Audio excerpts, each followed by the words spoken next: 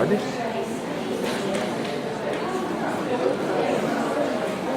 Boa noite.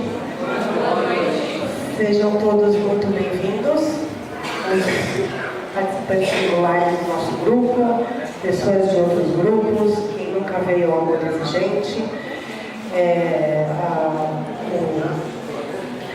O grupo São Luís de Amor Exigente existe desde 15 de setembro de 1986, ininterruptamente. E hoje a gente tem um dia especial que é uma palestra. Na verdade, durante o ano são 5 palestras e essa é a primeira do nosso ano de 2019. A próxima palestra vai ser no dia 10 de abril, com o Dr. Daniel Cordeiro, e aí estão todos convidados a participar também. A gente solicita gentilmente que os celulares fiquem desligados, caso tenham que atender, que saiam da sala para a gente não atrapalhar a nossa dinâmica aqui. O Amor Exigente é um movimento internacional de mútua ajuda, liderado apenas por voluntários, somos todos voluntários. Somos parte da Federação de Amor Exigente e essa semana eu abro um parênteses para avisar a todos, com certeza alguns já sabem, mas nessa semana o fundador do movimento, que é o padre Haroldo Ram, completa 100 anos, então com muita alegria a gente informa a todos. O nosso trabalho é um trabalho em grupo que visa uma mudança de comportamento nas famílias que possuem algum comportamento inadequado, muitas vezes por abuso de substância, mas não só por isso. A nossa metodologia de Amor Exigente consiste em reuniões semanais, com partilha, retorno e metas. As nossas bases são os 12 princípios básicos, 12 princípios éticos, a espiritualidade pluralista e a responsabilidade social.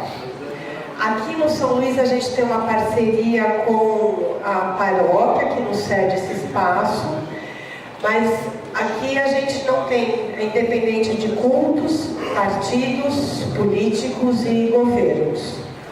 Então, para a manutenção do nosso grupo, do nosso espaço, para a formação de coordenadores, voluntários, o equipamento que a gente usa, despesas recorrentes, a gente depende exclusivamente da sacolinha que vai ser passada aí ao longo da nossa reunião. E eu só lembro assim, a sacolinha não é uma esmola, é o quanto você recebe aqui do grupo. Seria uma forma de retribuição, então a gente solicita só que sejam generosos na sacolinha. Eu também quero aproveitar essa oportunidade para avisar todos do workshop aqui do Grupo São Luís, que vai ser realizado no dia 25 de maio, vai ser um sábado inteiro. Essa atividade inclui 2 coffee breaks, almoço, tem também a um custo de R$120. As inscrições são feitas pelo PagSeguro. Está falhando, né? Bom, vamos ver. Se continuar falhando, a gente... pelo PagSeguro e dá também para passar na nossa maquininha de cartão que está aí fora. Aí eu vou passar para vocês os folhetos, que aí tem todas as informações, os links, etc.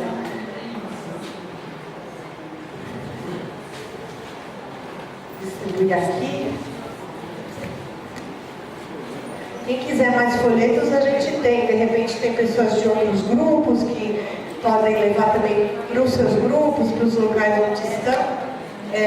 Vai ter um workshop bem específico e aprofundado, que com certeza vai aumentar o nosso conhecimento em toda essa problemática.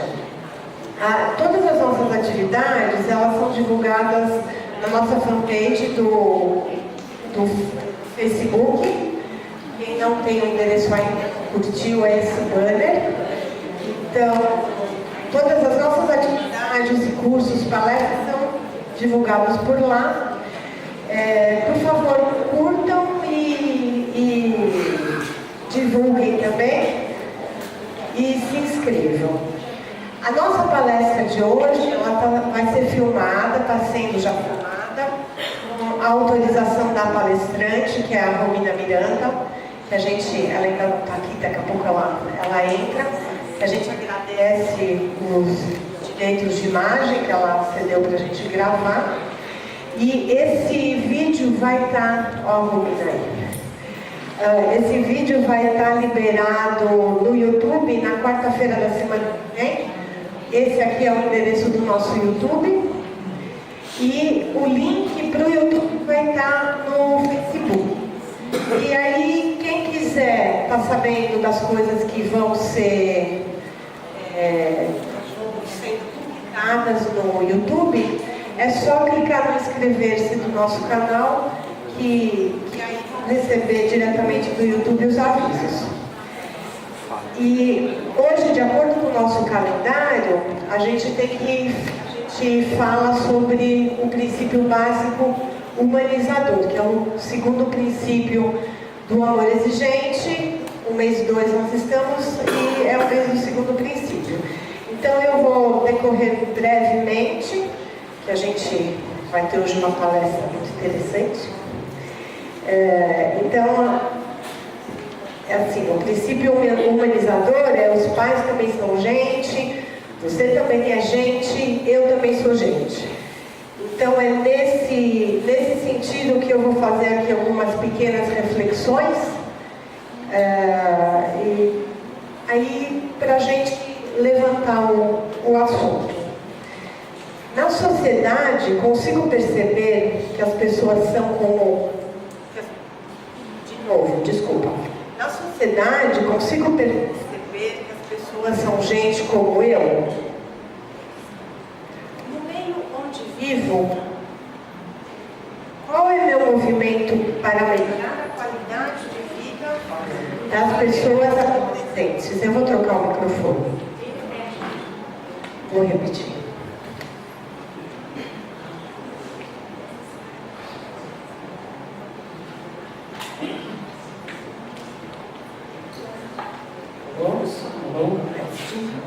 Estão ouvindo?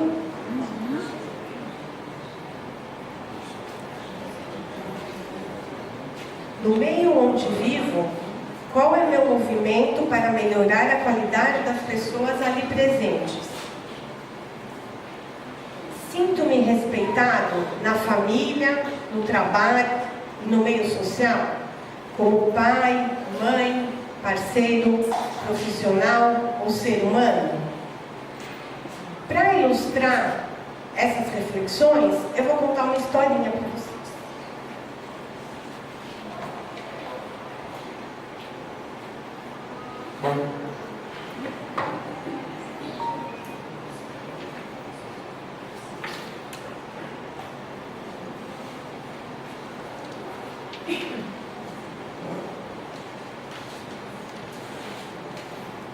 Esse texto chama Bruxas Não Existem, de Moacir Scliar.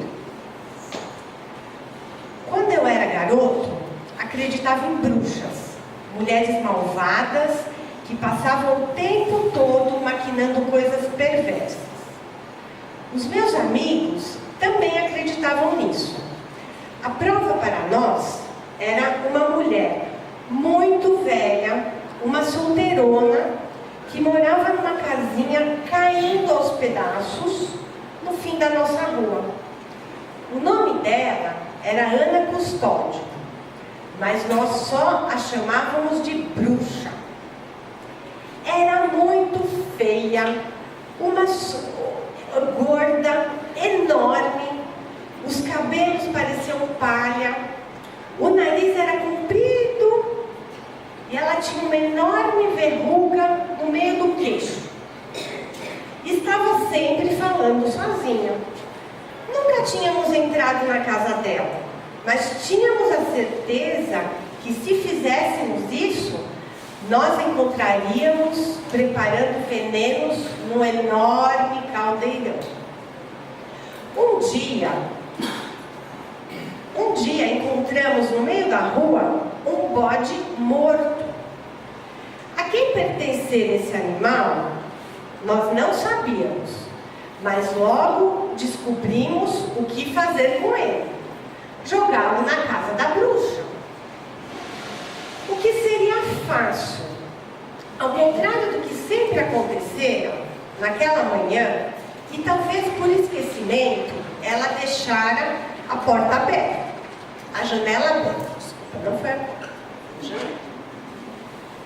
Sob o comando de João Pedro, que era nosso líder, levamos o bicho, que era grande e pesava bastante, e com muito esforço, levantamos até a janela.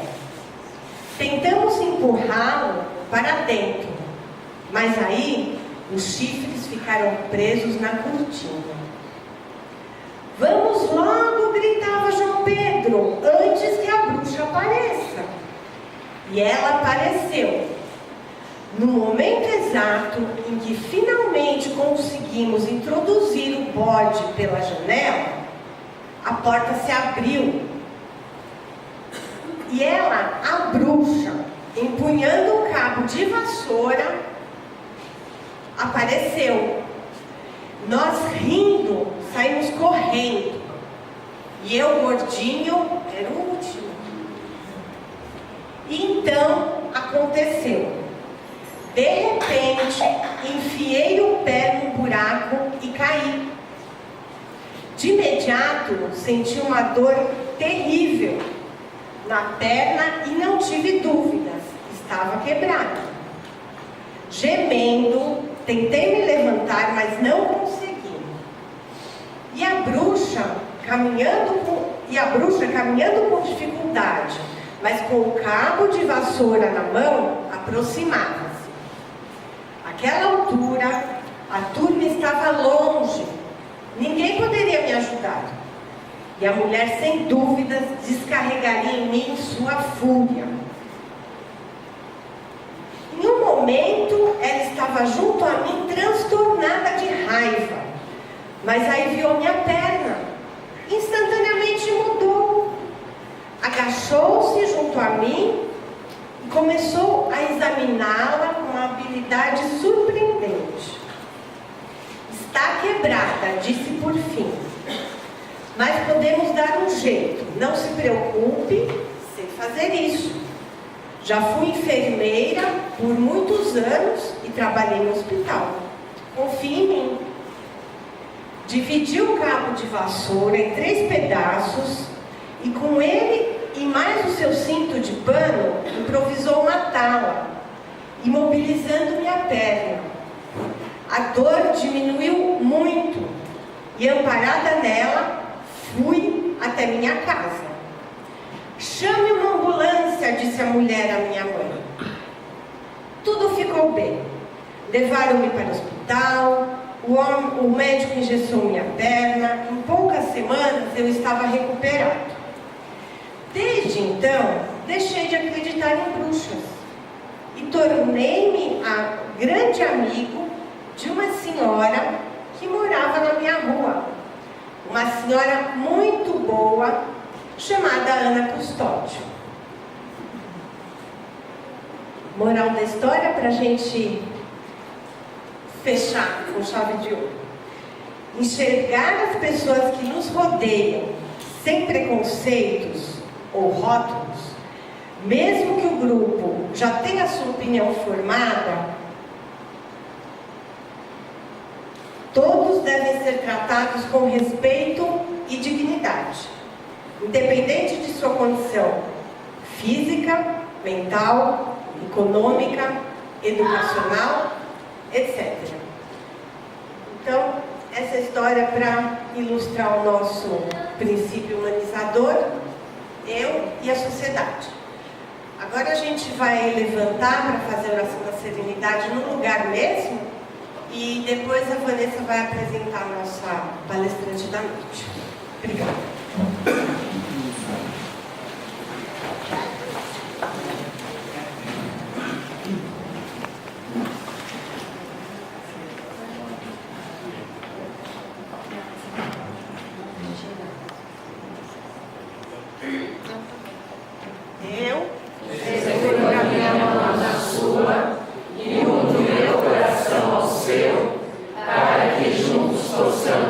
fazer aquilo que sozinho não consigo.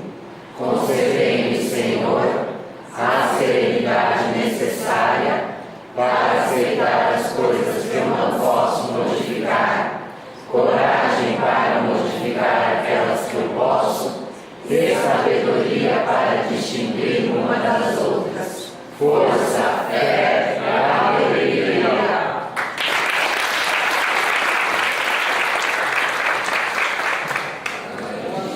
Como vai você? Parabéns, Senhor. Que dia é hoje?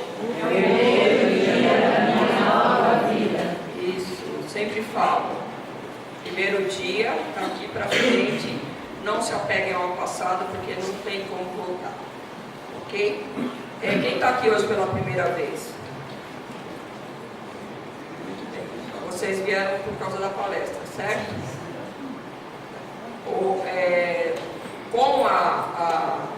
Como vai ter a palestra hoje, quem retornar na semana que vem, passa pelo grupo de primeira vez com o João. Ok? Queria só ressaltar o negócio que nós vamos ter aqui, o workshop, tá? As inscrições já estão abertas e tem vagas limitadas, tá, gente? Quem quiser vir, por favor, não faça inscrição muito perto, porque pode ser que já tenha acabado as inscrições. Apresentar aqui hoje a nossa palestrante, Romina Miranda. Ela é jornalista, escritora, especialista em terapia familiar sistêmica pela Unifesp, docente do grupo de psicologia da Universidade Anhanguera, pesquisadora na área de família de usuários de substâncias psicoativas pela Associação Paulista para o Desenvolvimento da Medicina.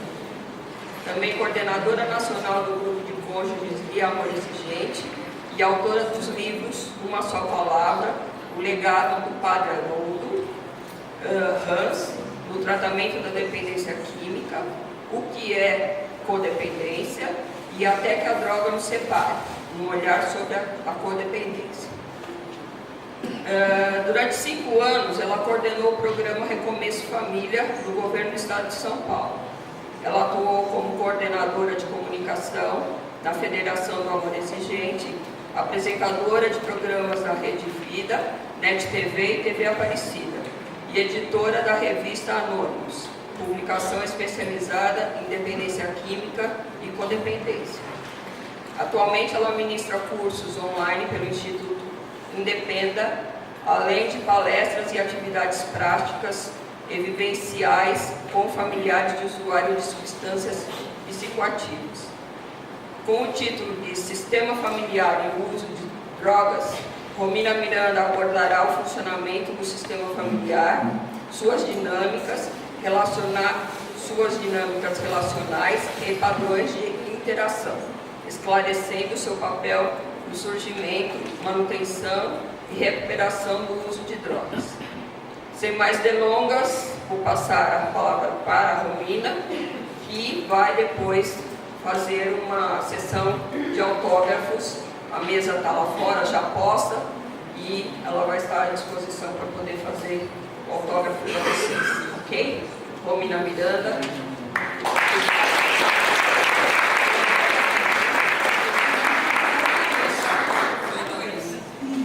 Boa noite a todos. Esse mesmo, né? Tá funcionando bem? Perguntei para ela se sou eu essa aí, né? Ela falou tanta coisa. Nossa, tem toda essa história aí. O mais importante hoje para mim aqui é estar como voluntária de amor exigente, porque é onde eu me sinto na minha casa, e principalmente por hoje ser uma data tão especial para a família Amor Exigente, que nós estamos a 2 dias do aniversário de 100 anos do nosso fundador, Padre Haroldo.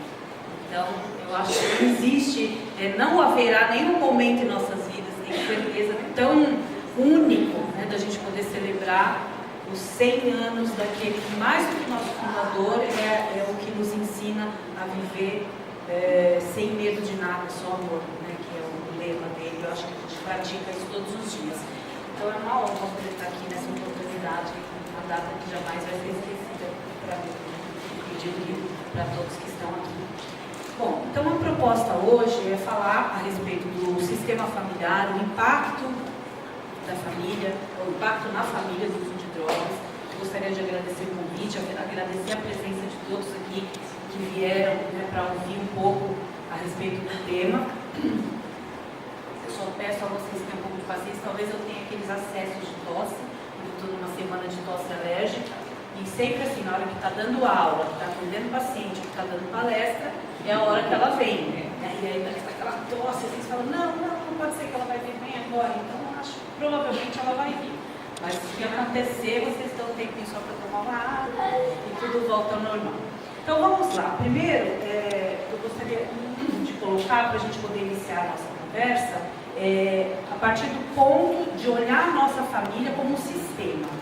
Essa é uma linguagem da terapia familiar sistêmica, mas que a gente vem trabalhando isso no tratamento das famílias de usuários e dos usuários, porque não temos mais como acreditar que existe tratamento do uso de drogas sem contemplar a família. Isso não existe mais, essa possibilidade, não existe mais como nem a gente imaginar um usuário em tratamento e a sua família não. Por quê? Porque ele precisa do suporte familiar? Sim, mas não é só por isso. Essa é uma parte. A outra parte é pelo impacto que a família sofre e que também passa a ser um grupo que precisa de atenção. Assim como ele precisa da atenção dele, nós familiares precisamos da nossa. Né? Eu falo nós porque eu também iniciei na nossa área, digamos assim, através de uma vivência pessoal como familiar, que me levou a buscar a parte acadêmica, de pesquisa e tudo mais, mas eu sou também uma familiar de usuário de substâncias, então acho que a gente pode falar nesse sentido de uma experiência, uma parte experiencial mesmo. Então, quando a gente fala em sistema familiar, é importante a gente retomar um pouco o conceito de família, né? Então, família não é composta só por laços consanguíneos, mas também pelas pessoas que estão ligadas por laços de afetividade. Então, nas nossas famílias não significa que só são aqueles familiares, aqueles que moram ou aqueles que são nossos parentes sanguíneos. São também familiares as pessoas que a gente escolhe para fazer parte da nossa vida. E com certeza, amor exigente, quando a gente fala família AE, tem um significado nesse sentido. Porque certamente em amor exigente nós fazemos laços de afetividade que vão criando formas da gente viver como um sistema familiar. O principal, o que a gente precisa entender aqui hoje para falar desse tema, é que a família, ela cria o que nós chamamos de padrão de interação. Todos nós temos padrões de interação com os membros da nossa família. Nós temos um modelo mais ou menos repetitivo de como nós tratamos nosso filho, ou nosso pai, ou nossa mãe. Nós temos padrões diferentes com pessoas diferentes. Esse padrão, ele fica girando. E por que a gente vem em amor exigente? Porque a gente quer mudar. A gente quer sair desse padrão. Porque esse padrão, de alguma forma, algo não está funcionando bem. Por isso que a gente está aqui. Então vamos partir do princípio que o sistema familiar, ele tem um padrão. Aqui já disse, as pessoas vivem juntas com proximidade emocional, gerado por uma ou mais pessoas. E aqui algumas definições teóricas de família, que, enfim, vocês vão ter acesso também ao material se quiserem olhar de uma forma mais aprofundada. O importante é a gente entender que o sistema familiar é um sistema aberto. Isso significa o quê? Que ele é influenciado pelo meio externo. Então, quando nós às vezes falamos, nossa, mas minha família sempre foi tudo tão bem, nós éramos uma família funcional, tudo tão certo, como que isso foi acontecer? Porque existem fatores externos que interferem dentro do sistema familiar. E esses fatores eles vão se dando ao longo da vida. Né? Então, quando as nossas crianças estão em casa, a influência é menor. Mas na adolescência a gente sabe que o nosso papel enquanto pais, ele perde uma potência enorme diante dos filhos e a influência externa acaba sendo maior. E importante entender que é mais ou menos o que o nosso princípio diz, que o comportamento de um afeta o outro, que sem dúvida esses membros interagem entre si, formando esses padrões. Vamos partir sempre desse conceito de estrutura familiar, assim composto sistemicamente. E a gente olha para isso quando a gente vai avaliar uma família, quando uma família vem com uma questão e a gente quer entender em que momento que se está dando, que está acontecendo essa disfunção familiar. Então vamos imaginar que esse sistema ele é composto pelo homem e pela mulher, ou pelo casal, que podem ser o casal homoafetivo, mas que em algum momento se uniram para formar uma nova família. Porque nós temos a nossa família de origem, todos nós viemos de uma família de origem, né? Viemos de um pai e de uma mãe. Quando a gente forma uma nova família, nós estamos então indo para um local onde a gente vai deixar de ser filho para ser cônjuge. E aí então começa a configuração do sistema conjugal. Quando essas mesmas pessoas passam a ser pais, porque têm os filhos, eles deixam de ser somente um sistema conjugal e passam também a ser o sistema parental. Aí vem os conflitos, né? E aí a gente ouve assim, que a maternidade é linda e que nós mães temos que amar amamentar, porque é lindo, é um momento único. E se a gente não se sente bem amamentando, a gente sente culpa, porque deve ter alguma coisa errada. Como assim? Todo mundo fala que é bonito, que é um momento único, que a gente olha para a criança e sente aquele amor. A gente sente, mas dói também. Então, nem tudo, esse romance da lua de mel, ou romance de se tornar pai, é assim, porque na verdade a gente tem entre essas fases de sistema um estresse. Quando a gente deixa de ser só filho para se tornar esposa, eu até então não lavava a roupa de ninguém. Quando eu caso, eu passo a ter que tomar conta de uma outra questão. Isso é um fator estressor. Assim como é um fator estressor ser mãe, ser pai. E aí, num terceiro momento, esses filhos, então, passam a ser o sistema filial ou fraternal entre eles, caso tenha mais de um. Por que entender isso? Porque aqui, assim, nessa estrutura, por não respeitarmos as leis do sistema familiar, é que começam a acontecer as disfunções familiares, que é mais ou menos o tema do que a gente acaba abordando quando vem a questão do uso de drogas. Quais são as leis do sistema familiar básicas? Primeiras, a hierarquia, ou seja, os pais estão sempre numa hierarquia de superioridade, de autoridade, não de autoritarismo, mas de autoridade em relação aos filhos. E as fronteiras são os limites entre esses sistemas. Quando a gente vê uma disfunção familiar, provavelmente existe uma inversão de papéis. O filho já não está mais naquele lugar onde ele deveria estar. Ele pode estar, por exemplo, já o sistema parental abaixo do sistema filial, porque o filho passa a dominar o sistema familiar. Ou outras inversões que a gente vai vendo. Mas isso aqui é importante para a gente entender toda a dinâmica do que nós vamos falar hoje. Então, o sistema familiar disfuncional, ele acontece quando nós temos papéis invertidos ou mal definidos, né? Então, por exemplo, quando o pai do sistema passa a fazer o uso de droga, ele não vai cumprir o seu papel social, o papel familiar de pai. Então, certamente, vai haver uma evasão desse papel, esse papel vai ficar desocupado, alguém pode vir ocupar ou não, mas aí já começa a ter uma disfunção, porque dentro daquele quadro do sistema está faltando alguém importante. Porque como alguém no uso de drogas ativo pode ao mesmo tempo exercer a paternidade. Se for a mãe, também. Né? Se a mãe estiver fazendo uso de droga, como ela vai exercer de forma integral a sua maternidade?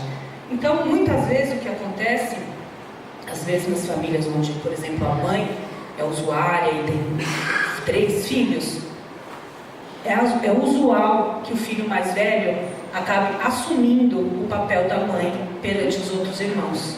É porque alguém saiu. Quando aquele espaço fica vazio, alguém, de uma forma sutil dentro do sistema, alguém vai ocupar. Essa criança que for fazer o papel da mãe, qual é o peso que ela vai carregar no sentido da infância ou da adolescência, não vivenciado em sua integralidade, porque ela está tendo que cumprir o papel de mãe ou de pai? Isso é um papel invertido, né? Ela teria que estar vivendo a adolescência ou a infância, ela está cuidando dos irmãos, porque a mãe saiu do sistema, ou o pai, enfim. Um exemplo, né? Outro exemplo de disfunção, triangulações, alianças. E já na situação de uso, por exemplo, quando os pais, por exemplo, definem que vão dizer para o filho que não vão mais dar dinheiro. E aí, de repente, em algum dia existe uma fragilidade maior e um dos membros não consegue levar e cede e dá o dinheiro. E aí ele fala assim, ó, só não conta pro seu pai, ou só não conta pra sua mãe, né? Aí aquilo vira o quê? Um segredo. Esse filho, ele vai fazer uma aliança com essa mãe que é a mais fragilizada do sistema, e o pai vai perder a sua potência nesse sistema que está tentando colocar autoridade. Então aí começam outras discussões, né? Alguns exemplos: exclusões do sistema e os padrões de comunicação, que é fundamental, que faz parte integral das nossas dificuldades em relação aos nossos usuários. Então a comunicação no sistema familiar afetado pelo uso de drogas, ela tem falta de assertividade, né? E aí não é que eu passo a ser não assertiva quando eu descubro que meu filho está usando. Não, eu sempre não fui assertiva. Uma vez um pai falou para mim, Romina, eu virei codependente no dia que eu descobri que meu filho usava droga, mais ou menos como eu acordar amanhã, agora estou em codependência. Os comportamentos codependentes, eles já vêm fazendo parte de alguma maneira da nossa estrutura funcional, entre essa característica, por exemplo, da falta de assertividade, da dificuldade de falar não, e a gente só vai constatar isso quando houver a questão. Mas a dependência química, o uso de drogas, é uma febre que apareceu de algo que já não estava funcionando, né? A dependência química, ela vem para denunciar questões familiares ou questões pessoais que precisam ser olhadas. Dificuldade em dizer não, brigas constantes, segredos de família. Segredos de família, o próprio uso já é um segredo durante uma fase, né? Então, na fase inicial, que todas as famílias passam, é a negação. Eu vou negar porque esse problema não é um problema para ser compartilhado com ninguém, eu tenho vergonha, e porque eu vou resolver isso. Então, como eu vou resolver isso, eu não preciso falar para ninguém. E assim, às vezes, passam 20 anos, o casal, né, super bem, e aí de repente você fala, nossa, o casal separou. Por quê? Ele era alcoólatra a vida inteira, você não sabia? Não, porque ela não contava nem para a família dela, porque provavelmente ela achava que ia mudar o marido e não queria que a família tivesse desconfiança dele. Então, nessa tentativa de tentar salvar, vai se criando um segredo, um isolamento, e nós vamos ficando cada vez mais submersos nisso. A questão da dupla mensagem, faça e assim, mas eu faço diferente. Não quero que meu filho use maconha, mas eu chego em casa alcoolizado. E é isso aí, pronto. Então isso é uma dupla mensagem. Ao mesmo tempo que eu quero que ele não faça o uso, eu não consigo deixar de fazer. Um exemplo, né? Falta de comunicação honesta, dificuldade em expressar sentimentos. São alguns padrões de comunicação que compõem o sistema familiar com o uso de drogas. E quando a gente começa a trabalhar em amor exigente, em terapia, a gente começa a tentar mudar esses padrões de comunicação. Alguns outros conceitos, né, que os conceitos sistêmicos, eles são muito parecidos com os conceitos de amor exigente. Na verdade, o amor exigente, ele tem algo de sistêmico e, na minha concepção, também de comportamental. Mas a gente vê, por exemplo, a questão do comportamento. O comportamento que possibilitou o desenvolvimento da doença, se não modificado, é claro que vai fazer a sua manutenção. Então eu fico num ciclo vicioso de insanidade, achando que ele vai a tratamento, eu fico em casa esperando ele voltar e vai estar tudo certo. E não vai estar, porque ele não pode estar submetido a 200 e tantas reuniões e trabalhando o comportamento dele, e eu não trabalhar nada e achar que quando ele voltar vai tudo ficar lindo, né? Esse ajuste, ele tem que ser paralelo. Enquanto ele busca o tratamento dele, nós buscamos a nossa recuperação do impacto que nós sofremos. Nós, codependentes, somos doentes. A codependência não é uma doença. A codependência é um transtorno de comportamento que nós somos afetados por ele quando convivemos com o usuário ou com situações hostis, com situações opressoras. Então eu também preciso me cuidar. Nós temos no sistema o conceito do paciente identificado, que significa, como eu já disse para vocês, que o dependente químico, ele é apenas a expressão de um sintoma de que algo não vai bem na família toda. Então ele expressa através do uso e aí normalmente o comportamento nosso, enquanto família, é bom, ele está com febre, eu levo para o médico, ele está doente, eu levo para a comunidade, para a clínica, tratar. Aí ele volta da clínica, ou seja, ele tomou injeção para passar a febre, mas a febre tem uma causa. E essa causa continua no sistema. E o sistema não trabalhou nada. O que vai acontecer com a febre? Vai voltar. Então, por isso o conceito do tratamento da família em relação ao tratamento do usuário. Também não tem garganta que é doente com uma faladeira dessa. Não para de falar. Bom, ainda em relação aos conceitos, a globalidade, se algo ocorre com o membro da família, todo o sistema será afetado. Então não tem como a gente dizer, né, o problema é ele, é só ele, comigo não está acontecendo nada. Está acontecendo com todo mundo. Com o pai, com a mãe, com o irmão, com o filho, com um amigo, com o profissional que emprega. Todos são afetados.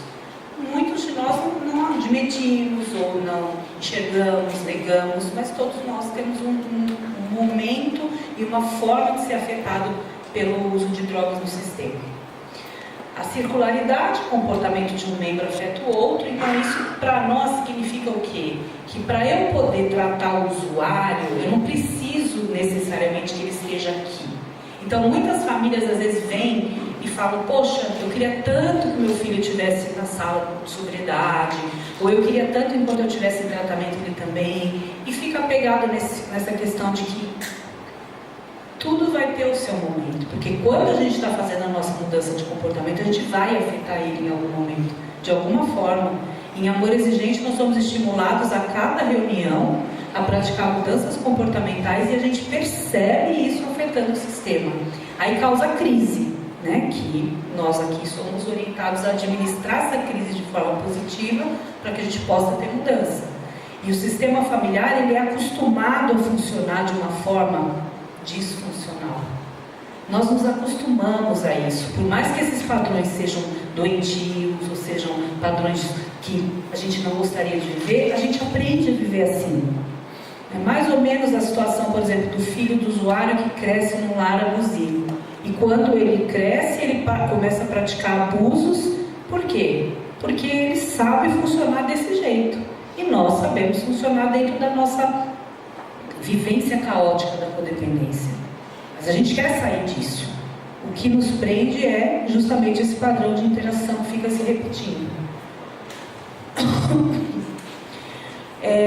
Um outro conceito sobre o sistema familiar que é muito importante quando a gente olhar para a nossa questão do uso de drogas é a gente entender que fase que nós estamos passando no sistema familiar. O sistema familiar, ele é aberto, como eu disse, ele é influenciável pelo meio e ele vai se modificando conforme as fases da vida. Então, a primeira fase, que nós chamamos de fase de aquisição, é justamente quando eu deixo de ser o filho e vou viver a parentalidade, vou viver a conjugalidade, vou casar, depois posso vir a ter os filhos, ou às vezes acontece de um outro formato, às vezes o primeiro pai, depois conjugal, mas a questão é, eu estou passando de um papel de filho para um papel de mulher, de marido ou de pai. Esse momento é um momento estressor. Então, os momentos de estresse são os momentos em que o sistema está mais vulnerável ao aparecimento de doenças ou de crises, como, por exemplo, o uso de drogas. Então, a mulher, a esposa, a namorada, nas pesquisas que nós fizemos pela Unifesp, nós tivemos um percentual de esposas que eu posso dizer que 90% a pergunta era assim: quando você descobriu que seu marido fazia uso de drogas? A resposta é: eu sempre soube. Para as esposas, normalmente não é uma surpresa, é uma prática de salvamento. Então eu conheci, eu sabia que ele usava, mas eu achava que através do meu amor ele iria se modificar. Então eu caso, eu engravido, eu arrumo emprego, eu me viro no avesso tentando praticar esse salvamento, sem entender que na verdade eu não tenho esse poder de salvar, né? E aí nesse momento, então, aí ele casa e ela achando que, nossa, agora vai, e aí que ele afunda mesmo. Por quê? Pelo estresse do momento familiar. O usuário não preparado para assumir o papel de homem da família e tudo mais, ele busca os recursos dele aonde? Onde ele sempre buscou, na droga. E a mulher fica, meu Deus, mas a gente casou e eu achava que ia e tal. E é assim. A fase seguinte é a fase adolescente. Então, os filhos já deixam de ser crianças para estarem numa fase de adolescência, aí vem aquela coisa, os jovens começam a usar droga na adolescência, é a fase que mais tem uso de drogas. Por quê? Só porque tem curiosidade, ou só porque eles estão expostos a esse mundo que a gente vive hoje? Não. Mas porque todo o sistema está passando por uma transformação. E muitas vezes os pais não passam da fase infantil para a fase adolescente. E às vezes não passam da fase adolescente para a fase adulta. E os pais usuários têm essa dinâmica, essa dificuldade de olhar os filhos de acordo com a idade cronológica que eles têm, né? Então eu me lembro uma coisa engraçada, uma vez numa comunidade que os conselheiros olhavam as cartas antes de entregar, né, para os filhos, para os internos. E aí tinha uma carta que falava assim: meu pequeno príncipe, Carlinhos, alguma coisa assim no diminutivo, a mamãe, E aí até eles descobrirem que o Carlinhos era aquele Carlão desse tamanho, enorme, gordo, que era o mais antigo, já que tinha 50 e poucos anos, era o pequeno príncipe. E nós temos os nossos pequenos príncipes e as nossas princesas na nossa dificuldade em passar de um sistema para o outro. Isso até em termos de linguagem. Isso não é um problema específico da família de usuário, é um problema dos familiares hoje, até pela condição que a gente vive, às vezes tendo que compensar situações por trabalhar demais ou por viver de menos com os filhos. Então a gente de alguma maneira quer tentar compensar e acaba tendo comportamentos facilitadores e tudo mais. Então isso não tem nada de culpa ou de nossa, eu faço assim, eu também tenho meu pequeno príncipe, eu também tenho uma lá em casa, uma princesa, que quando ela falou pra mim que eu fui fazer a festinha de 10 anos para dela, eu falei: filha, eu queria tanto saber que tema você quer para sua festa, princesa, Branca de Neve, maçã do amor, ursinho, puff.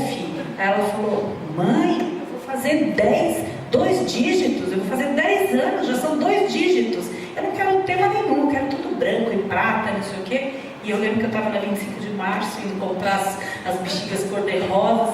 O mundo acabou, minha filhinha de 10 anos, agora não é mais a minha princesinha. E assim a gente passa. Até porque tem uma pesquisa que nós, mães brasileiras, ganhamos em primeiro lugar, que é a pesquisa de quais são as mães mais galinhas-chocas do mundo. E somos nós, que temos essa facilidade culturalmente e sem dúvida nenhuma até pela própria construção social que nós temos, o receio de libertar os nossos filhos para o mundo, a gente tem esse padrão de aninhar.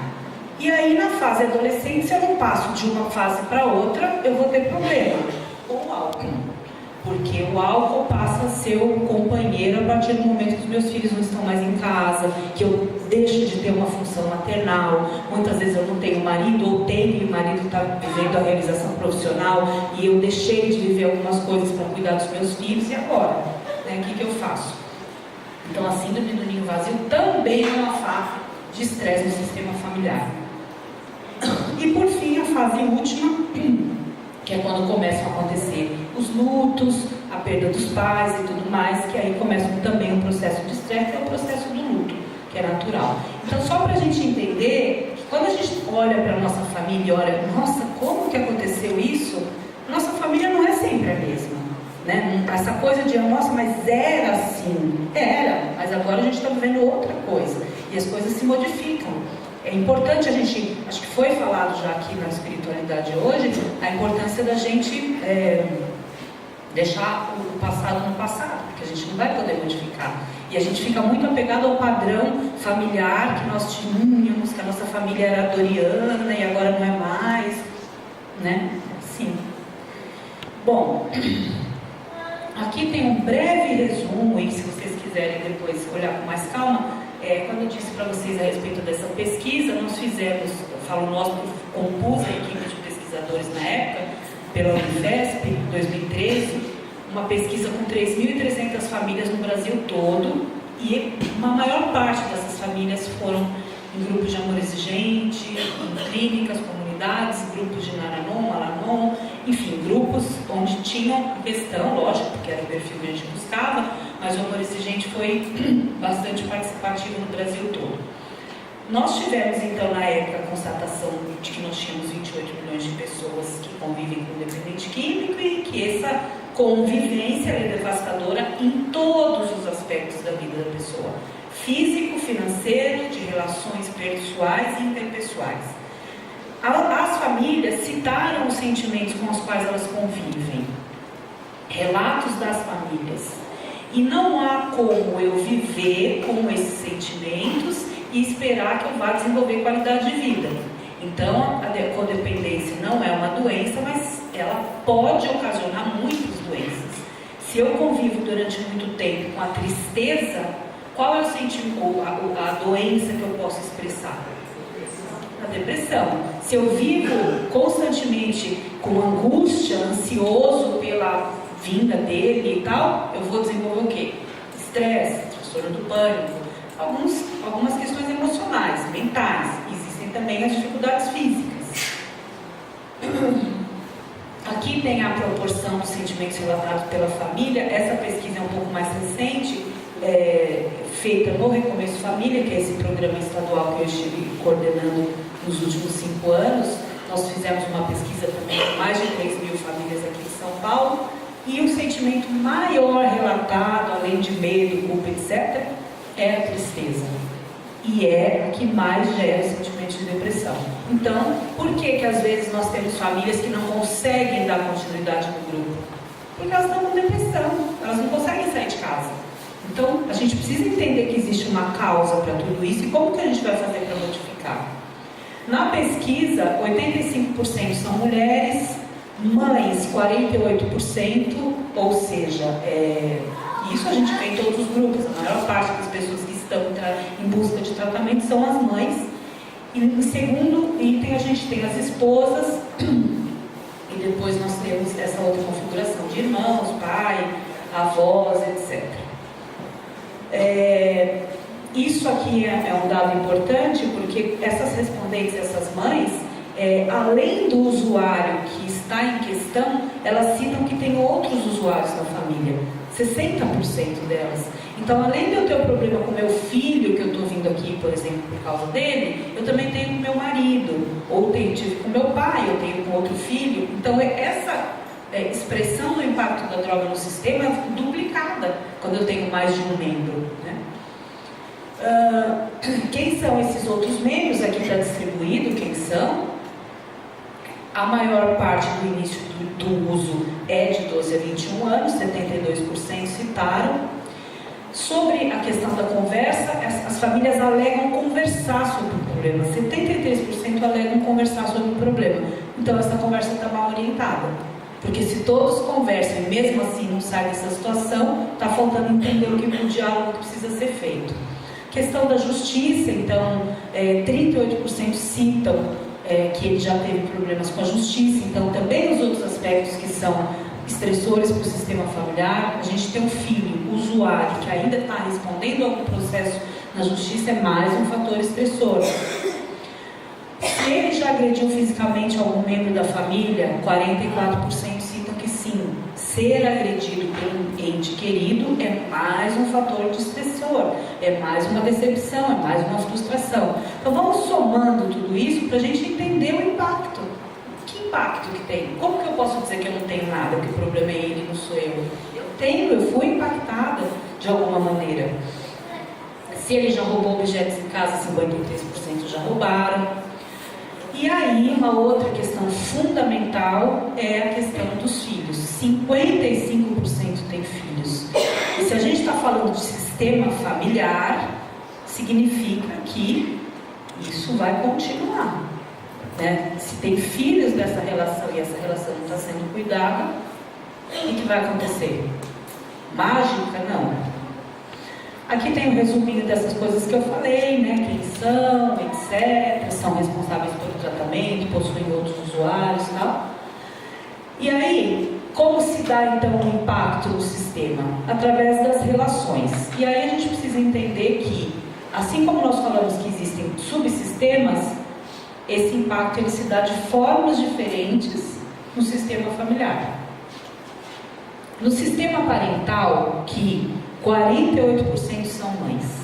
Então, de que maneira a mãe sofre, ou o pai integrado no sistema? O que nós chamamos da fase da negação, que a gente fala que não é só negar o uso de drogas, é negar todos os sonhos que eu tinha como mãe, quando eu sei que eles vão estar mais distantes de serem realizados, porque a droga entrou. Como é que eu posso imaginar que meu filho vai ser agora o advogado, o médico que eu queria se ele está usando droga? Então, abrir mão desses sonhos nos faz negar essa dor. Só que negar paralisa o sistema. E aí eu não posso fazer nada. Aí eu fico só lá. Eu perdi, o que vai ser, aquilo que eu queria, aquilo que eu sonhava. Mas a gente precisa entender que faz parte do processo a negação. A culpa, né, que ninguém mais do que os pais sentem culpa do sistema parental, porque quando vem a questão do uso, a questão é onde foi que eu errei, a pergunta, né? Automaticamente os pais acham que foram eles que erraram, que foram eles que criaram. Não há culpa, há responsabilidade. Eu fui responsável por algumas coisas terem acontecido dessa forma, mas culpa eu teria se eu tivesse feito de propósito. Ninguém fez de propósito, fez porque era a maneira que sabia fazer. Agora, se eu ficar me apegando, eu fiz, ou ele fez, porque muitas vezes quando existe uma dificuldade no casal, existe a fase em que um fica culpando o outro. Olha, seu filho está usando droga, é o seu filho, né?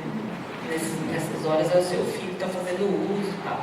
O meu filho não, mas o seu tá.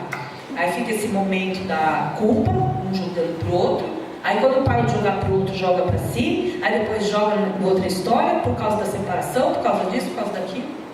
A dependência química é uma doença multifatorial. Não tem como a causa ser agregada a uma pessoa ou a uma situação. Pode ter havido um rompimento, um divórcio, uma situação estressora que causou a possibilidade da droga entrar, sim, mas não foi a única.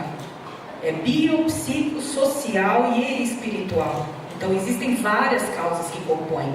Não podemos ser tão desonestos conosco de ficar nos culpando e achando que a culpa é só nossa, ou que a culpa é nossa, porque isso também paralisa o sistema. O sistema parental então começa a desenvolver o controle para lidar com a sua impotência. Então, já que eu não posso controlar o uso dele, que eu não consigo, eu sou impotente, eu vou começar a tentar controlar. Será que se eu ligar? Será que se eu ficar atrás? Será que se eu ficar esperando, se eu olhar se o olho está vermelho, se o olho está assim, se entrou, que hora chegou? Claro, existe um monitoramento parental. Se a gente está se propondo a fazer uma mudança de comportamento no grupo, é claro que a gente tem que fazer um monitoramento. Mas o monitoramento não significa abrir mão da minha saúde emocional para controlar a vida do outro.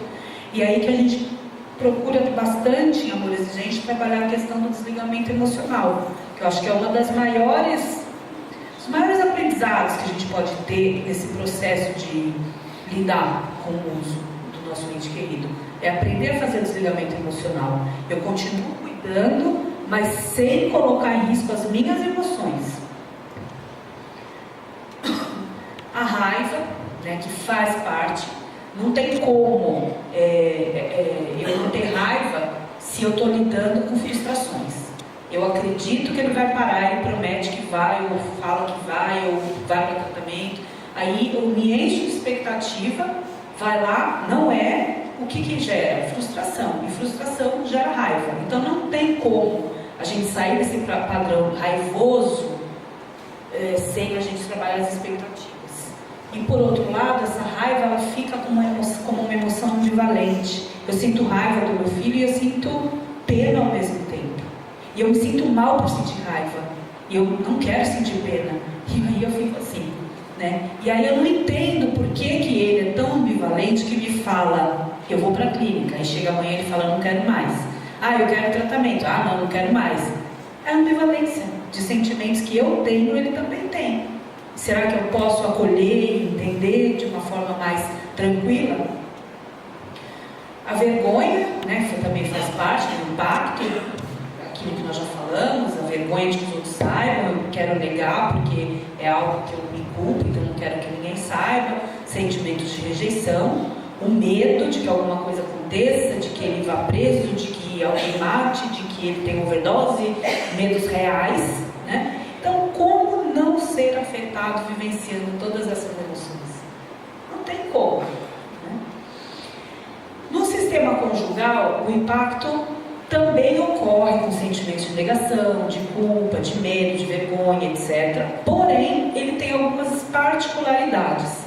E aí eu entro um pouquinho nessa questão aqui do porquê em Amor Exigente a gente tem a possibilidade dos grupos de cônjuges, que agora recentemente eu fui convidada pelo nosso novo presidente para assumir essa coordenação nacional, da gente tentar fomentar o maior número de grupos de cônjuges entre os grupos, porque o segundo grupo da pesquisa é 48% mães e o segundo 14% esposas. Então são pessoas que têm muita importância no sistema familiar. E as relações se dão de formas um pouco diferenciadas. Então, por que tratar num grupo separado? Justamente para olhar para essas particularidades. Né? Como acontece no sistema conjugal? No sistema conjugal acontece assim, como eu falei para vocês, a gente vem de uma família constituída, e aí quando a gente vem dessa família, a gente traz o que a gente chama de legados familiares, que são cultura familiar. Todos nós trazemos alguma coisa cultural da nossa família. O jeito que monta a árvore de Natal, que faz a ceia no domingo, o horário disso, o horário daquilo. Todos nós, sei lá, aqui que eu trouxe da minha família. Se a gente parar, a gente vai descobrir. Porém, não são só os legados culturais que nós trazemos os padrões intergeracionais, multi ou transgeracionais, que nós não queremos. Então a gente fala assim, eu nunca vou fazer isso que a minha mãe fez comigo. A gente cresce com isso, né? E aí, de repente, um belo dia, a gente olha e fala, estou fazendo exatamente aquilo que eu falei que eu não queria. Porque é um padrão que veio me acompanhando, é um padrão comportamental, sim, mas é sistêmico. Como quando a gente fala que existe o inconsciente coletivo que nos influencia, o inconsciente familiar também tem essa possibilidade. Eu não sei aqui quem conhece já o trabalho de constelações familiares, já fez alguma coisa nesse sentido, mas nesse contexto a gente observa bem a questão dos padrões sendo transmitidos de gerações em gerações. Isso significa o quê? Que essa moça, esposa do usuário, ela vem aprendendo a lidar com as dificuldades dela. Por exemplo, ela tem um pai usuário, alcoólatra, ou que tem uma outra compulsão. Importante a gente entender que a raiz da dependência química, compulsão, ela pode migrar para outros fatores. Então, às vezes a gente fala, ele saiu da comunidade e agora voltou muito gordo. Por quê? Porque provavelmente a compulsividade dele ele começou a colocar na comida. Agora ele quer sexo toda noite. Tá, porque agora foi pro sexo. E pode migrar para outras compulsões. Então, quando a gente fala em compulsão por jogo, por sexo, por comida, entre outras, a gente está falando do mesmo padrão de compulsividade, que nós familiares também temos. Muitos de nós somos compulsivos por comida, por açúcar, ou acabam tornando pelo medicamento, enfim, é um padrão familiar, né? Existem muitos padrões que são transmitidos de geração em geração. E essa moça aprendeu, por exemplo, a lidar com o pai usuário. E o que vai acontecer agora? Na escolha dela, Freud já explicava, mas nem é questão mais de Freud, é questão do sistêmico mesmo. A escolha dessa esposa vai ser no sentido de reproduzir aquele padrão que ela conhece. Então, se eu, por mais que me incomodasse o meu pai alcoólatra, é com isso que eu sei lidar. Então, quando eu conheço um homem que de alguma maneira vai me ajudar a reproduzir esse canto da sereia, que é o que me é familiar, eu entro naquilo e não sei porquê. Aí as moças falam, não, eu tenho dedo podre, né?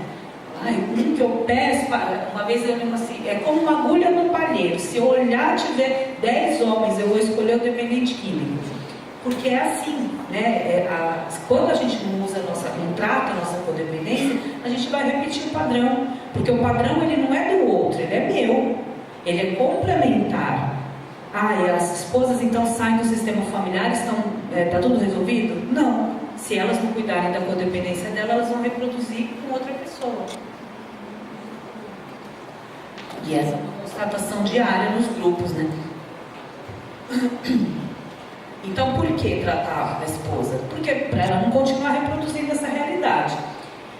Aqui é a questão de outros impactos, né? Então, no casal é um dos problemas mais devastadores da vida do casal, o uso abusivo do álcool, por exemplo. Aqui tem algumas coisas mais teóricas aí para compor a palestra para vocês poderem ter acesso. O evitamento da comunicação, a externalização da responsabilidade, né? Então, normalmente no casal onde existe a dependência química, a responsabilidade do usuário sempre passa para a esposa, se ela não for a usuária. Ela é responsável pela casa, pelos filhos, por trabalhar, por levar ele na clínica, colocar ele na clínica. Ela é responsável por tudo. E qual é a parte dele? Ele sai do sistema e aí fica ela tomando conta de tudo. Dificuldades no trabalho cooperativo, baixa qualidade marital, etc. Além das outras questões de violência, agressividade, estresse que estão relacionadas de forma muito forte, né? A questão da violência doméstica com o uso de álcool e outras drogas. O uso de substâncias exibe-se como um daninho inquilino, né? Um daninho inquilino, aquele que vem incomodando, interfere nas relações de casal, interfere na qualidade marital, na comunicação, na sexualidade, na satisfação. Então, tudo isso tem que ser tratado num grupo separado. Como é que eu vou falar da minha sexualidade com meu marido usuário no mesmo grupo que está a mãe dele? Fica difícil, né? Então, enquanto a mãe tem questões dela para olhar, eu tenho outras. Então, isso é importante ser respeitado para dar vazão a cada um poder colocar suas dificuldades. E por fim, né, o terceiro sistema que é afetado é o sistema filial. Então, se 55% tem filhos, como é que eu não vou olhar para esses filhos que estão vivendo essa... É seu, né? Será que... estão vivendo essa situação? Então, a questão da dificuldade em relação aos filhos vai desde a questão básica de alimentação, de higiene, educação, amor, atenção, caráter emocional psicológico da criança passa a ter dificuldade de aprendizagem, os vínculos são deteriorados, existem sentimentos de culpa, alterações no comportamento dessas crianças irreversíveis, enfim, uma série de fatores que comprometem o crescimento saudável da criança, filha de usuário de substâncias. O processo de maturidade emocional, o desenvolvimento da criança sofre um intenso curso de deterioração, caso isso não seja olhado. Então, aqui é só para a gente olhar um pouquinho para esse outro sistema. E amor exigente tem amor exigentinho, né? Então, é nesse sentido que, ao mesmo tempo que a gente traz questões que são difíceis da gente olhar, a gente também sabe que a gente tem um grupo para cuidar. Então, a gente está falando de uma realidade que tem problema, mas a gente tem a solução. Em amor exigente, a gente tem um olhar para cada sistema, uma possibilidade de fazer diferença em todos os sistemas, né?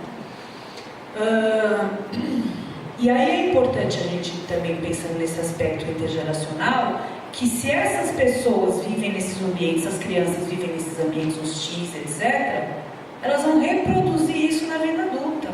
Então esse ciclo não acaba nunca, né? Alguém tem que vir mudar esse ciclo. Somos nós que estamos aqui hoje. Quem está junto, não sei, o usuário está, não está, o pai está, a mãe está, a avó, não sei, mas eu estou. Eu sou uma desbravadora da minha família, de um ciclo novo que vai se dar daqui para frente. As minhas gerações daqui em diante, elas não vão ser as mesmas, porque eu sei o que eu estou fazendo diferente. Por mais que eu tenha dificuldade, que eu não consiga ter as pessoas que eu gostaria de ter do meu lado, eu sou um membro motivador motivado que vou fazer a diferença em todo esse sistema. E aí, por quê? Por que tratar? Por que estar em amor exigente? Por que fazer uma intervenção familiar? Porque, em primeiro lugar, eu vou tratar o indivíduo impactado, que sou eu. Então, quando eu entro aqui, eu tenho as minhas questões com meu filho, com meu marido, com quem quer que seja o usuário, mas eu estou vindo aqui para tratar o meu impacto, porque eu sei como eu fui impactado. Segundo, quando eu consigo me tratar, eu consigo começar a reorganizar os papéis da minha família. Começo a permitir que meu filho seja filho, que o pai seja pai, eu vou me colocando no meu lugar. E com isso eu vou ter adotar comportamentos funcionais que vão impactar nesses sistemas vindouros, ou seja, nos sistemas que vão nascer, e com isso eu vou melhorar o aspecto intergeracional. Então, quando eu falo em sistema familiar, por que falar desse tema, ou por que mostrar para vocês os subtemas, como que eles se relacionam? Porque estar em tratamento como familiar é muito além de vir querer ajudar o meu usuário. Ajudar o meu usuário foi o que me motivou, eu vim aqui por ele. E muitas vezes eu ouvi, não, aqui é para você, mas eu não preciso, está tudo bem comigo. Mas aos poucos eu vou entendendo que eu preciso. E quando eu descubro que eu preciso e que eu tenho, nossa, que bom, que eu tenho a oportunidade de estar num grupo de amor exigente, que se nós pensarmos a quantidade de dependentes e codependentes que existem e não conhecem o grupo de amor exigente, eles estão, na verdade, sofrendo ainda padrões de negação que eu já estou conseguindo trabalhar aqui dentro. Então, mostrar o impacto nos diversos sistemas é mostrar o quanto é importante o nosso tratamento, que se a gente não consegue efetivamente chegar no nosso objetivo principal, que é quero que meu filho usuário pare de usar agora, que a gente vem querendo essa mágica de um dia para o outro, quantas coisas positivas eu vou conseguir para a minha família como um todo, a partir da minha mudança pessoal, Então, a mensagem de falar do sistema familiar é essa, do impacto. Eu finalizo aqui a minha apresentação. Como já foi dito, a gente está fazendo uma sessão de autógrafos aqui do lançamento Até que a Droga Nos Separe. E eu gostaria agora de deixar esses 20, se houver, 20 minutinhos para a gente falar um pouco, interagir, vocês perguntarem, a gente poder fazer um trabalho mais dinâmico aqui do que só eu falar.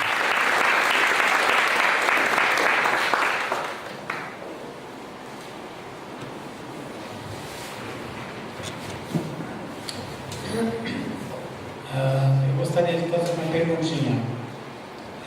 Eu sou Alcides, sou voluntário aqui do grupo também.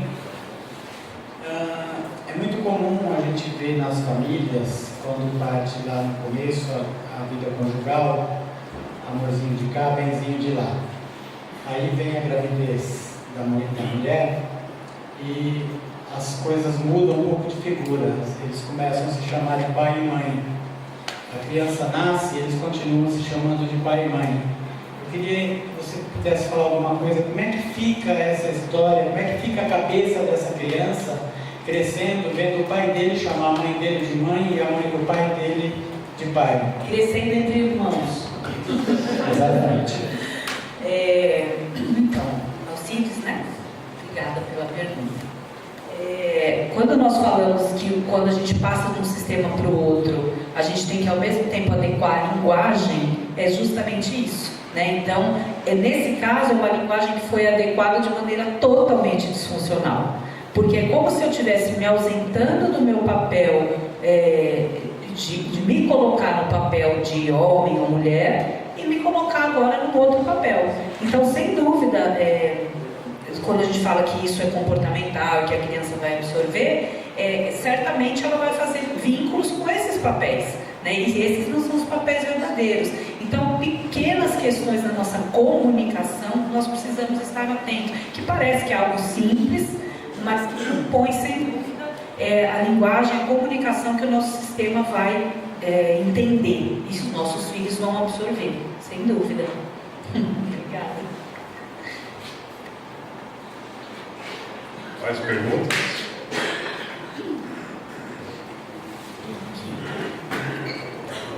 Você tem aqui também. Boa noite, meu nome é Carla, eu trabalho no grupo de apoio com famílias em São Caetano. E quando você fala sobre a questão da codependência, que ela não é uma doença, mas é uma questão comportamental, ela pode se tornar uma doença? Sim, vamos lá. Então a pergunta é, codependência é doença? Não. Então quando a gente fala, é a doença da família, eu sou doente, a família é mais doente, ela não é uma doença. Ela não tem um CID-10, uma classificação internacional de doenças como a dependência química tem. Então, ela é ainda eu falo porque existem diversos estudos a respeito da codependência, ela ainda é um construto, é um termo de construção, não é entendida como doença, mas como um transtorno, mas ela pode desencadear uma série de doenças, justamente essas que eu coloquei para vocês: a ansiedade, o transtorno do pânico, a depressão, doenças físicas, estresse, e com o estresse podem vir as doenças físicas, né, porque existe uma somatização. Então ela em si ela não é, mas o que ela pode trazer é muito grave. Então, por que é importante a gente se tratar? Porque eu não quero ficar com depressão, eu não quero ficar com síndrome do pânico, eu não quero ter um problema físico. E se eu tiver, e eu acho que eu sou a salvadora do sistema, o que vai acontecer com o sistema? Então, pelo menos, né, para garantir que alguém fique saudável. Então, ela não é, mas ela pode ocasionar muito, sem dúvida. Meu nome é Fátima. Eu tenho uma dúvida, o porquê do nome Amor Exigente? Onde começou a exigência?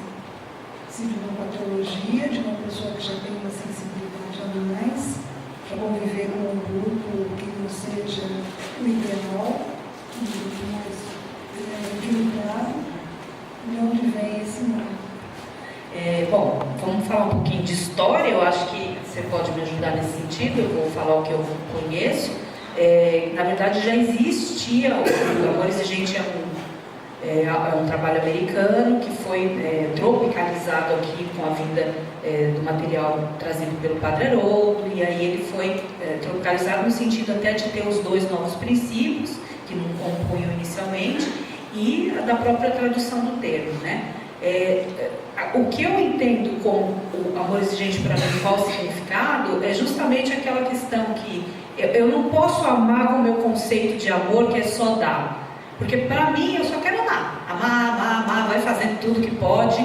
Exato. Né? E quando a gente olha para esse lema, ou para essa colocação que a gente vê nos nossos banners, o teu amor sem exigência me humilha, a tua exigência sem amor me revolta e o teu amor exigente me engrandece. Então, em que sentido? Que só amar sem exigir é como se não houvesse essa troca, porque o amor é uma troca, né? Para eu poder ter um amor equilibrado, esse amor precisa me devolver no sentido, não que o amor cobre ou espere. A gente sabe que até biblicamente em Coríntios a gente sabe que o amor nada espera, ou enfim, tudo espera, tudo pode. Mas a questão não é esse amor romântico ou amor somente espiritual, mas é o amor que faz com que o outro tenha a possibilidade de mostrar o seu melhor.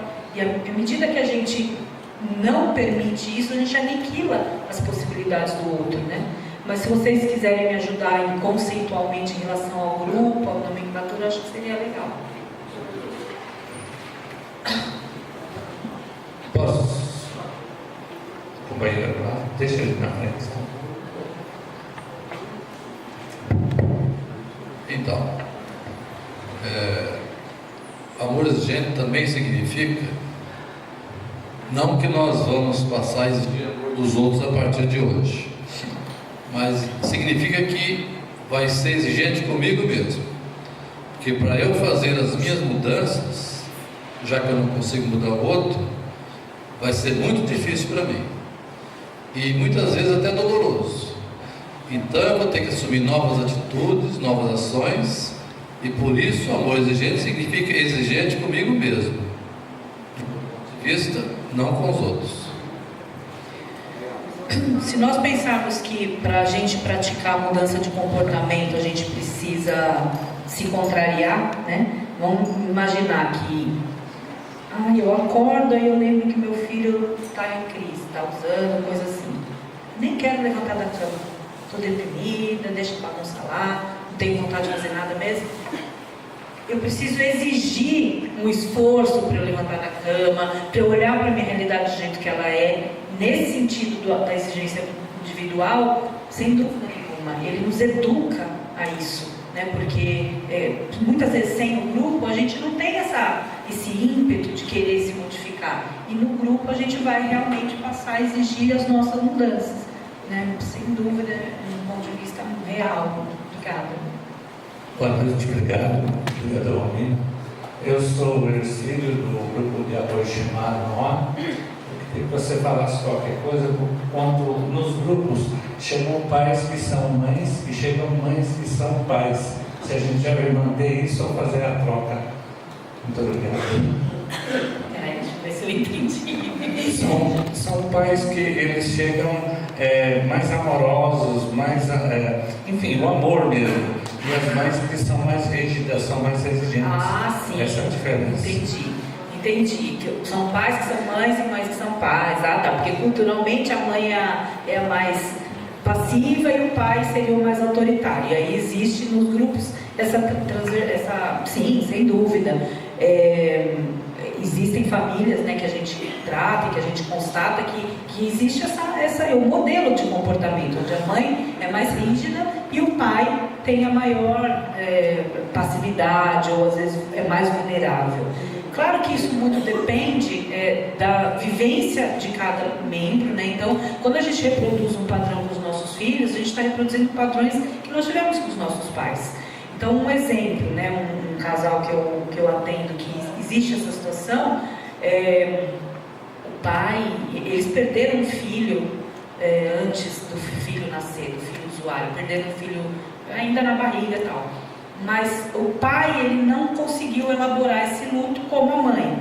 E aí esse pai, em uma determinada sessão, ele citou que ele não conseguia falar não para esse filho, ele não conseguia ser rígido com esse filho, porque ele tinha medo de perder esse filho, o mesmo medo que ele vivenciou perdendo um outro filho. Então ele está transferindo para esse filho toda uma emoção que ele tem com outro filho perdido, ele não elaborou esse luto, não entende ainda como fazer.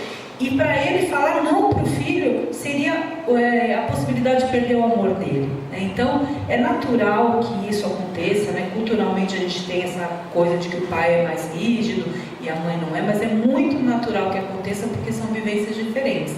E aí eu acredito que a gente deve trabalhar na mesma medida a questão do equilíbrio do sistema, porque essa mãe também tem que sair da rigidez ao mesmo tempo que o pai tem que se empoderar da possibilidade de falar não, se você falar não, você não vai perder seu filho, né? Quando a gente descobre que a gente fala o primeiro não e o mundo não acaba, é muito libertador, porque a gente fica a vida inteira sem conseguir falar não para eles. Um dia que a gente fale, opa, eu vou tentar mais um pouquinho, né?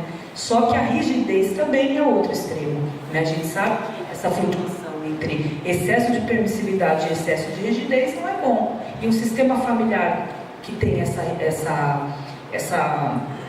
diferença entre os membros, ele acaba não reproduzindo um padrão igualitário para o filho, e o filho precisa disso. Então vai ter momentos que ele vai aliança com o pai, vai ter momentos que vai aliar com a mãe, depende. Normalmente ele vai aliar com o mais permissivo, que no caso seria o pai. Então a gente precisa equilibrar a relação, mas é muito comum isso que você está falando mesmo hoje, né? Obrigada, Ercílio. Oi, boa noite.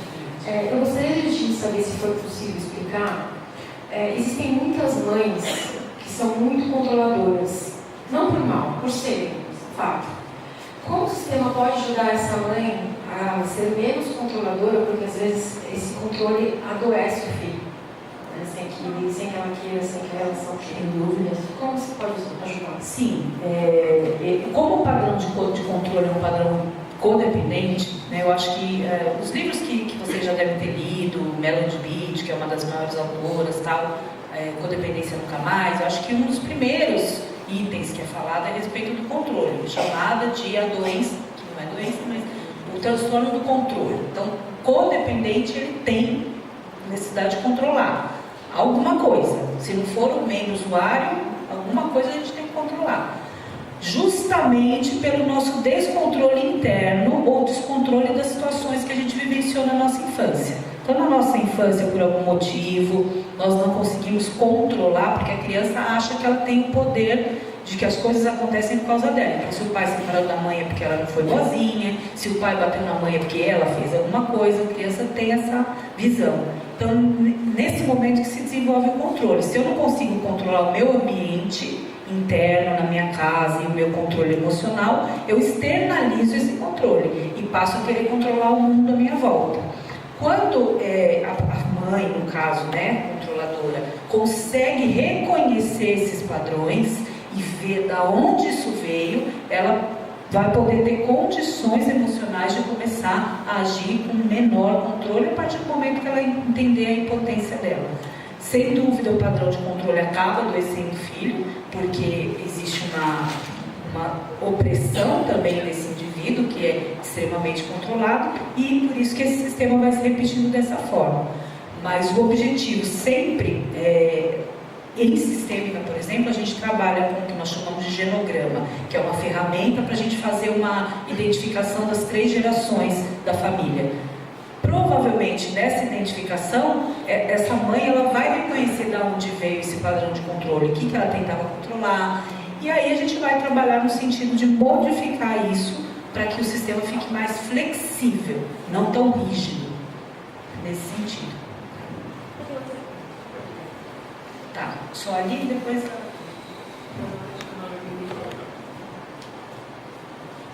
Boa noite, meu nome é Lenita, sou do Instituto Ensino Moreno, do EI de Mauá. Uma dúvida que eu tenho é a respeito da esposa, que ela acaba sendo mãe, né? As atitudes dela não acabam sendo de uma esposa, sim de uma mãe com o esposo. Assim, qual a forma, né, de a gente agir nesse caso? É a inversão de papel que se dá no impacto do sistema conjugal. Ela passa a ser mãe porque ela assume toda a responsabilidade, então ela cuida, como eu já disse, do financeiro, dos filhos, das contas, do trabalho e dele. E existe essa maternalidade mais desenvolvida à medida que ele se mostra como um ser frágil, que precisa de cuidado, precisa de uma atenção redobrada e que ela, de certa forma, exerce esse papel do salvamento que nós falamos. Como essas mulheres normalmente vêm reproduzindo padrões familiares, provavelmente em outros momentos ela quis salvar o pai usuário, a mãe usuária, alguém da família que havia um descontrole. Então, esse sentido de salvamento de maternalidade é como se fosse uma tentativa de reproduzir agora uma coisa diferente do que eu não consegui lá atrás. É uma dor interna perceber que eu passo a desempenhar um papel que não é mais o papel de esposa, mas é de mãe. A relação fica totalmente impactada, e aí vem esses padrões que a gente estava falando até da linguagem. Mas como sair disso? Pouco a pouco eu tenho que ir reassumindo o meu papel. Não tem outra maneira, né? Então eu olho para isso, eu reconheço as minhas características que não são de esposa, que são de mãe, e eu tenho que sair desse papel. Porque, além de tudo, o conflito que existe entre a mãe do usuário, que é a mãe, e ao mesmo tempo ela quer cuidar de outras coisas, e a esposa, que é a esposa, e ao mesmo tempo quer cuidar do papel da mãe, ele só fica lá de boa, assim, né? Minha mãe, minha esposa, elas estão degladiando por minha causa e eu estou aqui usando droga tranquilo, né? E tem várias pessoas fazendo por mim. E essa dupla, sogra e nora, acaba sendo altamente nociva se elas não estiverem se entendendo nessa relação, nesses papéis. Mas é uma reorganização do papel. Sair do papel de mãe e retomar o meu papel como mulher. Muitas vezes isso é difícil porque até a parte afetiva, sexual fica comprometida, porque a mulher às vezes não consegue mais ver o homem como homem, né? Porque ela vem cuidando, vem tratando, então ela tem um olhar diferenciado, mas com o trabalho dos grupos, da terapia, a gente consegue tentar mudar quando há prontidão para isso, né? Obrigada. Uma perguntinha só. Sim.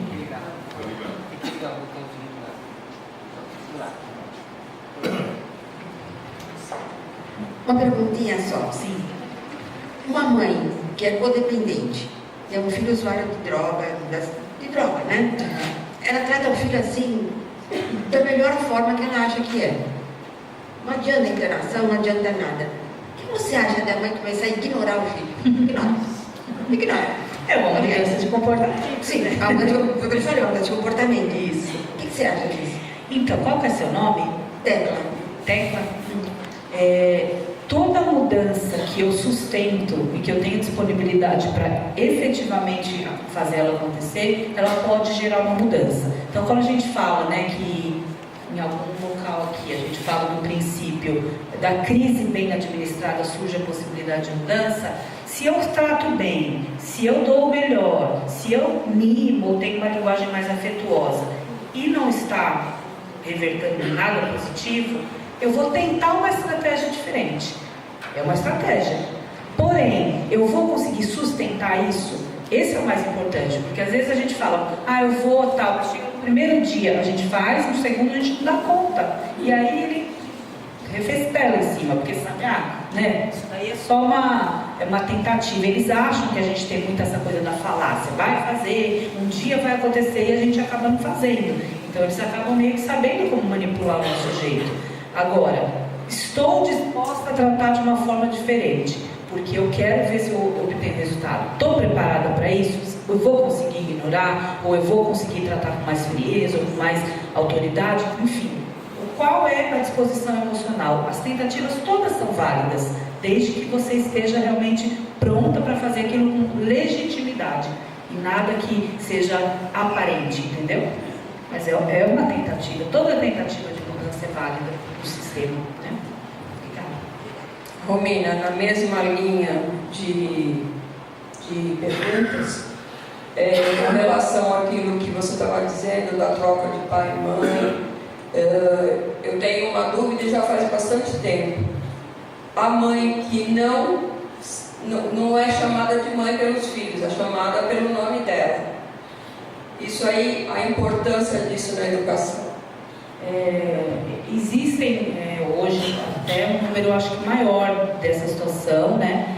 E eu vejo assim, se a gente fala em termos de educação, de prevenção, de como isso vai impactar no sistema, a linguagem mostra a representação da crença, né? Então, a partir do momento que a criança ainda não externaliza o papel da mãe na vida dela, ou ela chama uma outra pessoa de mãe, às vezes a avó é a mãe e a mãe tem nome, né? Porque aquela pessoa a quem ela atribui aquele papel é fundamental. Porém, isso tem que ser espontâneo, né? No dia que o meu filho me chamava pelo nome, que ele resolve em algum momento me chamar como mãe, é porque internamente ele construiu o meu papel de mãe. Enquanto isso não acontecer, eu ainda preciso trabalhar nesse sentido. Mas sem dúvida é viver o papel, a possibilidade da linguagem representando o papel.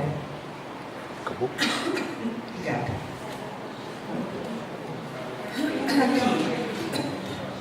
Aqui. Cadê o microfone?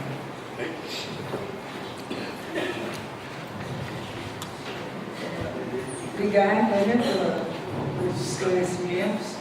É uma pergunta que eu acho até que, eu não sei se ela é pertinente, né, mas é uma curiosidade.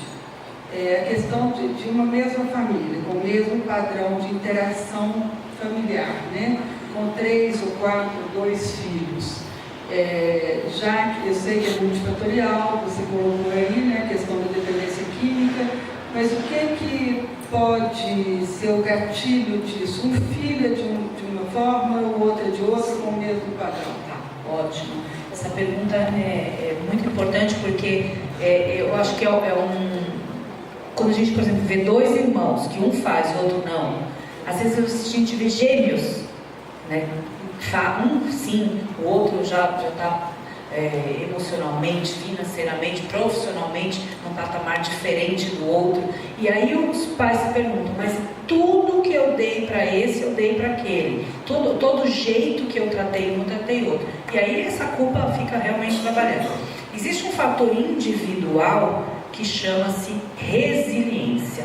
A resiliência é uma característica individual. Resiliência é o quê? Aquela capacidade que é um termo da física, que depois foi abraçado pela moda e depois pela psicologia, que é a capacidade do elástico de esticar e voltar para o mesmo jeito. Resiliência é a nossa capacidade em passar por diversas situações e voltarmos inteiros. E os nossos filhos, eles têm o desenvolvimento da resiliência individual. Então, um não que você falou para o filho A, ele pode ter outra reverberação no filho B. E não é uma questão sua, é a resiliência dele, né? Então, nós não temos como prever como esse impacto se dá quando a gente soma os fatores de risco e proteção mais resiliência. É importante a gente entender que hoje os programas de prevenção no mundo, eles vêm trabalhando o quê? Justamente a formação da resiliência nos jovens. Porque os nossos filhos, eles não são resilientes. Porque a gente não fala não, porque a gente não deixa pegar ônibus, porque a gente não deixa pegar metrô, porque a gente vai buscar na festa. Ah, veja bem, eu estou com o carro na garagem, o que custa? Filha de 20 e tantos anos, né? Nós não temos facilidade em aplicar fatores que vão reforçar a resiliência.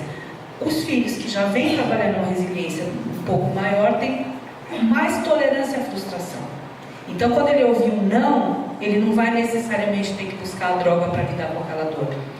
É fundamentalmente isso, essa diferença. Tem a ver com a vulnerabilidade psíquica? Sem dúvida, individual, né? E aí a gente precisa respeitar as características individuais, porque o sistema é o mesmo, os pais são o mesmo, o ambiente é o mesmo. Como? Existem características individuais e isso é só aceitar e respeitar e cuidar, né? Isso, obrigada. Uma salva de palmas para você.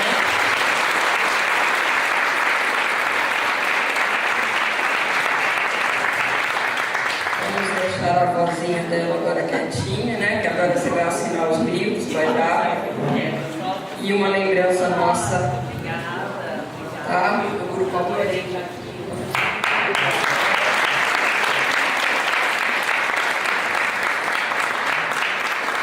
Ela vai lá para fora agora. Quem quiser pegar o autógrafo dela nos livros, ela está à disposição, gente. Obrigada, viu?